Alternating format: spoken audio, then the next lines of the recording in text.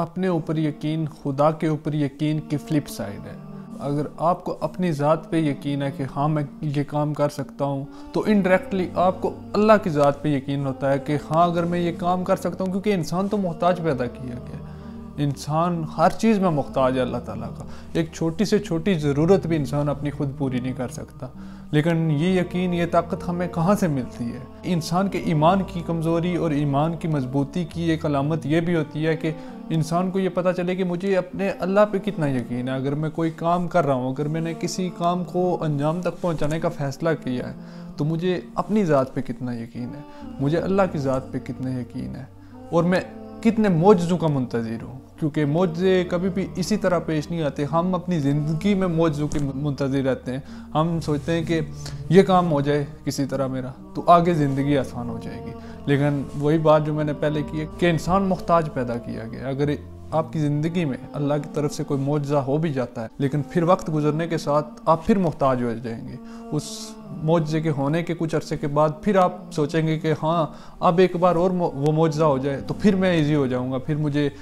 کسی کی محتاج ہی نہیں رہے گی۔ لیکن ہم یہ چیز بھول جاتے ہیں کہ ہم محتاج پیدا کیے گئے ہیں اور اللہ کے محتاج ہیں۔ اللہ تعالیٰ کا ایک نام ہے المصور، اور اللہ تعالیٰ کی بنائی ہوئی سب سے شاہکار تصویر کون سی ہے؟ کیونکہ اللہ تعالیٰ کے جو سارے اسماء الحسنی ہیں وہ اللہ تعالیٰ کے تعارف ہیں، وہ اللہ تعالیٰ کی شان اور بڑائی بیان کرتے ہیں، اور ایک اللہ تعالیٰ کا اسم مبارک ہے کہ المصور، تصویر بنانے والا۔ تو اللہ تعالیٰ کی بنائی ہوئی سب سے شاہکار تصویر کون سی ہے اس دنیا میں؟ ظاہری بات ہے ہم انسان ہیں، انسان اشرف المخلوقات ہیں۔ تو اگر آپ میں وہ ایمان اور یقین ہے،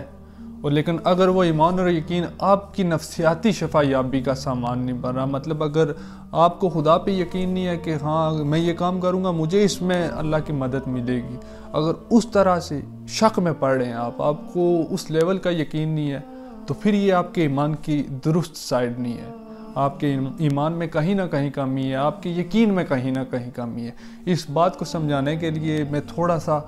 دنیاوی لحاظ سے آپ کی بات سمجھانے کی کوشش کرتا ہوں کہ فرض کریں اس دنیا میں کوئی بہت بڑا انسان ہے جو اس وقت پاکستان میں chief of army staff Qamar Javed Bajwa صاحب، فرض کریں کہ وہ آپ کے دوست بن جاتے ہیں، وہ آپ کو کہتے ہیں کہ تم میرے جگری یار ہو، تم مجھے کسی بھی فارمیلٹی کے بغیر، کسی بھی طرح کے رکھ رکھاؤ کے بغیر تم مجھے جب چاہو کال کر سکتے ہو، اور تم جب چاہو جو کام چاہو تم مجھے بتا سکتے ہو، میں تمہارا وہ کام کروں گا،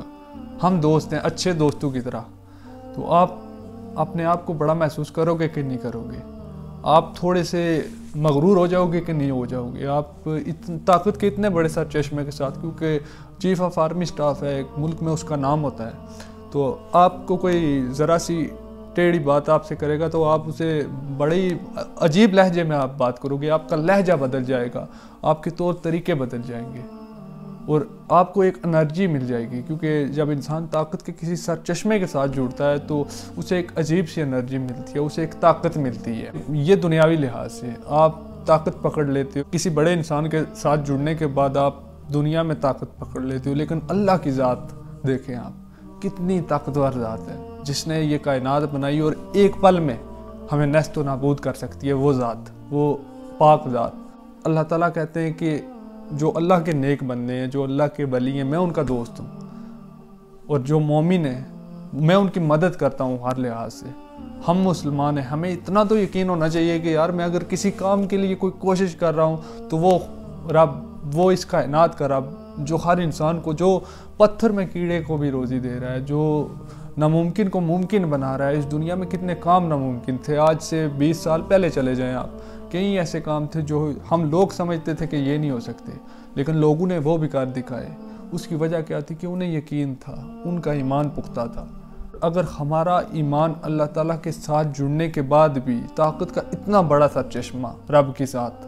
کیونکہ اس سے زیادہ طاقتور تو کوئی چیز ہے نہیں نا، کوئی چیز بھی نہیں ہے، اگر اس کے ساتھ جڑنے کے بعد بھی آپ باجوہ صاحب کے ساتھ جڑنے کے بعد طاقتور محسوس کرتے ہیں، آپ کہتے ہیں کہ میں عام انسان نہیں رہا، لیکن رب کی ذات کے ساتھ جڑنے کے بعد آپ اپنے آپ کو طاقتور محسوس نہ کریں، آپ یہ محسوس نہ کریں کہ ہاں میں اس دنیا سے مختلف ہوں، کیونکہ میں اپنے رب پہ سچے یقین کے ساتھ، اور لوگ شک میں مبتلا ہو جاتے ہیں، لیکن میرا پختہ یقین ہے اللہ تعالیٰ کے ساتھ کہ ہاں وہ ذات مدد کرنے والی ہے اور وہ مدد کرے گی میری، مجھے اکیلا نہیں چھوڑے گی کسی بھی معاملے میں۔ تو پھر بھی اگر آپ طاقت نہیں پکڑے، آپ کو وہ انرجی نہیں مل رہی، تو پھر ظاہر سی بات ہے آپ کے ایمان کی یہ درست سائڈ نہیں ہے، آپ کے ایمان میں کمی ہے، آپ کے یقین میں کمی ہے۔ اس لیے کوشش کریں کہ اپنے آپ کو بہتر کریں، ہر لحاظ سے، جس ظاہری لحاظ سے، دنیاوی لحاظ سے بھی اپنے آپ کو بہتر کریں، دینی لحاظ سے بھی اپنے آپ کو بہتر کرنے کی کوشش کریں، اور رب کے ساتھ جڑنے کی کوشش کریں۔ کیا پتہ آپ کا کون سا عمل رب کائنات کو پسند آ جائے اور وہ آپ کو اپنا محبوب بندہ بنا لے۔ پکے یقین کے ساتھ، سچی نیت کے ساتھ اللہ کے ساتھ جڑنے کے لیے کوشش کریں، کسی کی بھی کوئی مدد کریں، کسی کے ساتھ کسی طرح کا تعلق رکھیں اور خالص رب کی رضا کے لیے رکھیں، دنیاوی فائدے کے لیے یا کسی سے کوئی مدد لینے کے لیے کسی غرض سے کسی دوسرے کے ساتھ تعلق نہ رکھیں۔ آپ کا تعلق بے لوث ہونا چاہیے، آپ کی محبتیں بے لوث ہونی چاہیے، آپ کی کوئی قربانی ہو کسی کے لیے، کسی غریب کی آپ مدد کریں، وہ بے لوث ہو طریقے سے کریں، اس نیت سے نہ کریں کہ ہاں ریٹرن میں مجھے کچھ ملے گا۔ آپ اگر ریٹرن کی توقع رکھتے ہو تو اس رب سے رکھو جو دینے والی ذات ہے۔ زندگی تھوڑی سی ہے، ہم سے پہلے کتنے آئے جو سوچتے تھے کہ ہم ہمیشہ اس دنیا میں رہیں گے، اور ہم بھی آج یہی سوچ رہے ہیں کہ ہم نے اس دنیا سے نہیں جانا۔ روزانہ ہم کتنے لوگوں کو دفناتے ہیں قبروں میں، کتنے جنازوں کو اپنے ہاتھوں سے اٹھاتے ہیں،